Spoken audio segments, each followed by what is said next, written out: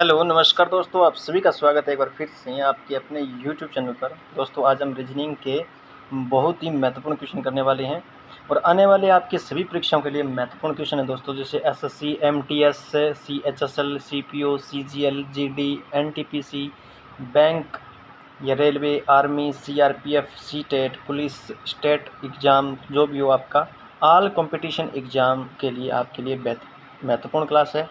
चलिए स्टार्ट करते हैं फिर फर्स्ट क्वेश्चन से।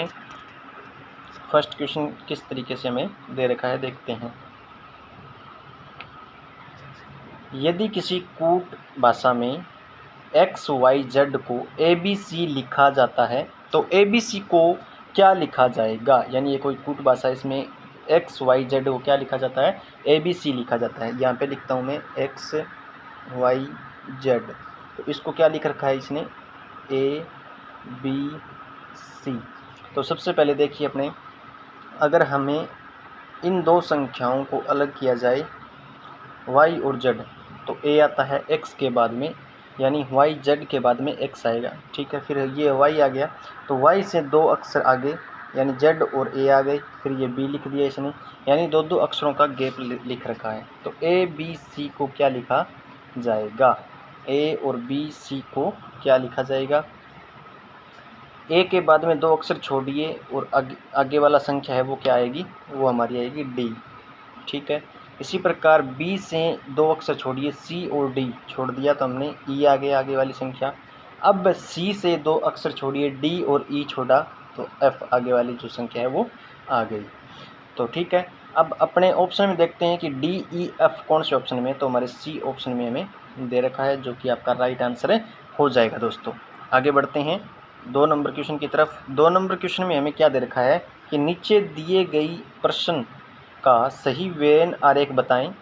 जैसे लिख रखा है शिक्षित लोगों, बेरोजगार लोगों और अध्यापकों के बारे में पूछ रखा है। तो सबसे पहले देखिए कि जो अध्यापक होंगे वो शिक्षित होंगे। ठीक है, और जो शिक्षित होंगे वही क्या है, अध्यापक हो सकते हैं। तो हम बनाते हैं डायग्राम पहले। ये क्या है, ये है हमारा है शिक्षित लोगों का।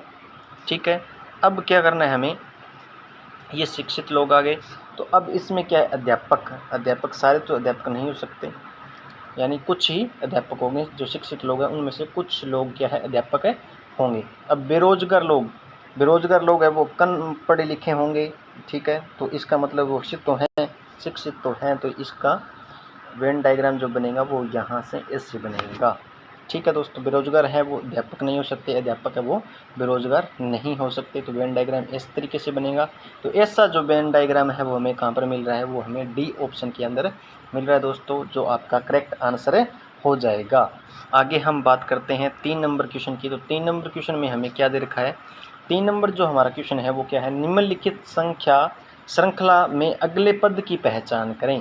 अगला जो पद है उसकी पहचान करें। अगर आपने यहाँ पर कुछ नोट किया है तो वो आप देख सकते हैं कि हमें दे रखा है 2 का स्क्वायर, फिर 3 का स्क्वायर, फिर क्या है 5 का स्क्वायर, और फिर क्या है हमें 7 का स्क्वायर दे रखा है, और आगे वाली जो संख्या है वो हमें पूछ रखी है। तो आप सबसे पहले ये देखिए, ये 2 क्या है, जो किसी से भाग नहीं होने वाली संख्या है, अभाज्य संख्या है। 3 भी है, 5 भी है, 7 भी है। तो आगे भी जो संख्या आएगी वो भी क्या है, कोई ऐसी संख्या आएगी जिसमें कोई भी भाग न जाता हो।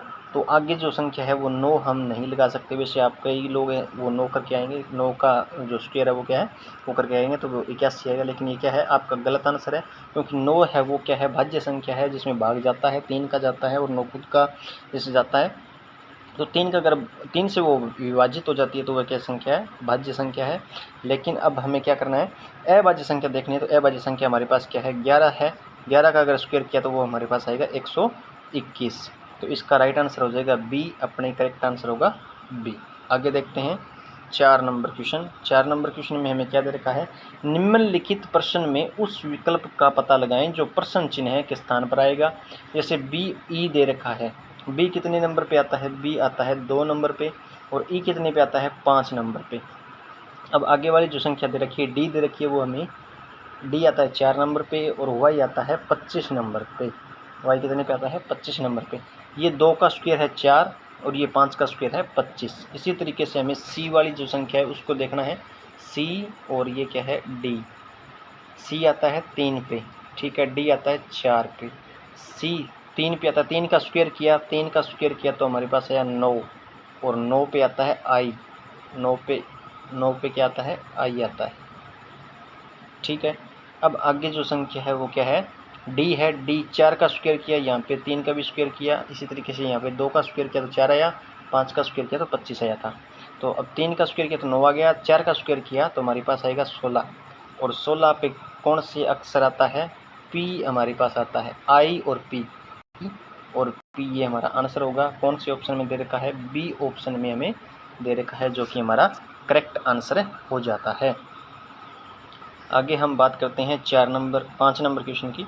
5 नंबर क्वेश्चन में दे रखा है, निम्नलिखित प्रश्न में उस विकल्प का पता लगाएं जो प्रश्न चिन्ह के स्थान पर आएगा। यहाँ पे क्या दे रखा है, 24:36 समानुपात 21 क्वेश्चन मार्क की जगह क्या आने वाला है। सबसे पहले ये देखिए कि 24 के अंदर अगर हम 12 ऐड करते हैं तो हमारे पास 36 आता है। इसी तरीके से अगर हम 21 के अंदर 12 ऐड करते हैं तो हमारे पास कितना आएगा, 33 आएगा। लेकिन ऑप्शन के अंदर ये चीज़ें नहीं दे रखी है, ऑप्शन के अंदर ये चीज़ नहीं दे रखी है, तो हमारा प्रश्न इस तरीके से नहीं होने वाला। तो हम किस तरीके से करेंगे, अगर हमें ये 2 + 4 कितना हुआ, 6, अगर 6 का स्क्वायर किया तो हमारे पास कितना आया, 36 आ गया। 6 का स्क्वायर किया तो हमारे पास कितना आ गया, 36 आ गया। अब हमें क्या करना है, 2 + 1 यानी जो ये आगे वाली संख्या है 21, 2 + 1 तो कितना आया, 3 आया। 3 का स्क्वायर किया तो हमारे पास कितना आया, 9 आ गया। जो ब्लैक कलर में लिखा गया है वो हमारा क्या है, आंसर है। इसी तरीके से आने वाला है उत्तर, जो कि हमारे डी ऑप्शन के अंदर दे रखा है 9। ठीक है दोस्तों, तो आगे वाली जो संख्या आएगी वो क्या आएगी, 9 आएगी। मिलते हैं नेक्स्ट क्लास में। Thank you.